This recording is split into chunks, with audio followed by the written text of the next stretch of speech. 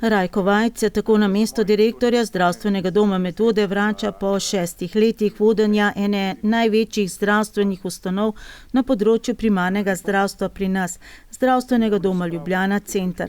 Na februarski seji občinskega sveta je bilo večkrat slišati, da je zdravstveni dom Medvode sicer v dobri kondiciji, da je Marjeti Tomšič Matičevi uspelo še ukrepiti obstoječe in pripeljati še nove programe, pa tudi nove zdravnike.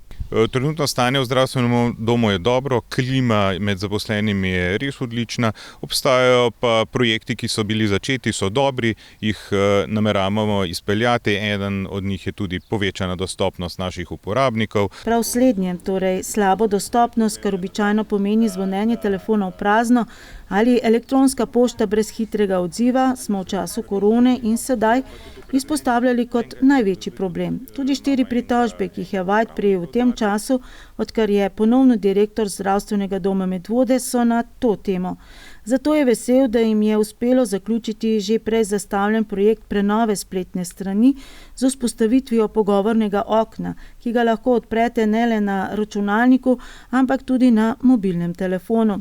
Komunikacijo z ambulanto svojega zdravnika oziroma z administrativno ambulanto je torej možno vzpostaviti brez pisanja elektronske pošte. Izpolnite spletni obrazec, torej podatke zdravstvene kartice in željo, eno od 3 želja, kaj potrebujete, pregled na zdravnika, naročilo receptov napotnic ali pa prenos kartona, te so najbolj pogoste. Ustrezna služba odzadaj dobi to elektronsko sporočilo in na to tudi ukrepa. Boljšo dostopnost pa načrtujejo tudi za vse uporabnike, ki niso vešči niti pisanja elektronske pošte, niti spletnih obrazcev.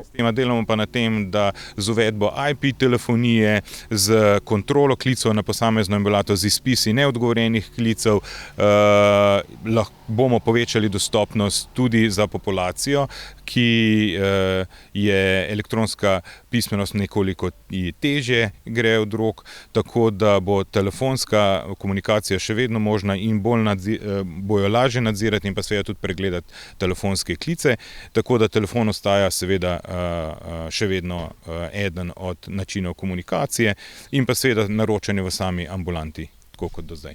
Če seveda imate to srečo, da osebnega zdravnika sploh imate. Ali lahko tukaj še dobimo svojega osebnega zdravnika? Ja,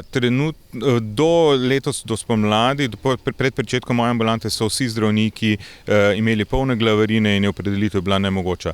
Z pričetkom dodatne ambulante, polovične ambulante pretekli mesec, je nekaj Medvoščanov že dobilo zdravnika. Zdaj, če bi nekdo imel res hudo stisko, smo že okoli 100%, tako da se lahko obrne na nas, ga iz Medvod seveda še opredelimo, čakamo še nekaj neprispelih, neregistriranih iz prejšnje ambulante, ampak načeloma za nekaj posameznih primerov je še možno. Prav tako bomo v naslednjih mesecev poizkušali razbrniti kako od preobremenjenih ambulant in če bo kaj interesa med starejšimi ali pa tisti, ki teže dostopajo do svojega zdravnika, ga lahko preregistriramo tudi znotraj ambulant.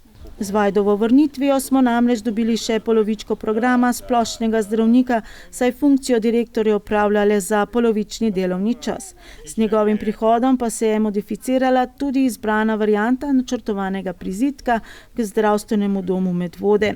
Če posplošimo, v prizidek, ki bo velik skoraj tretjino obstoječega doma, se bodo preselile splošne ambulante z ostalimi pripadajočimi službami.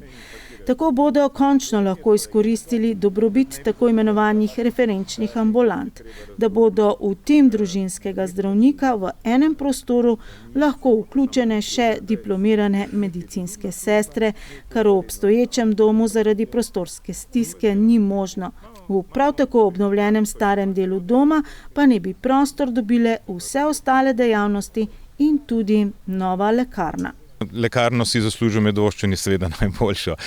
Kdo bo nosilec lekarniške dejavnosti, nam ni važno, važno je le, da ko pacient, bolnik pride iz zdravstvenega doma, da mu se ni treba odpeljati še na drugo lokacijo po zdravila, torej da praktično dobi celo storitev zdravstvene oskrbe na enem mestu. Torej za nas je ključnega, da je lekarna v naši hiši.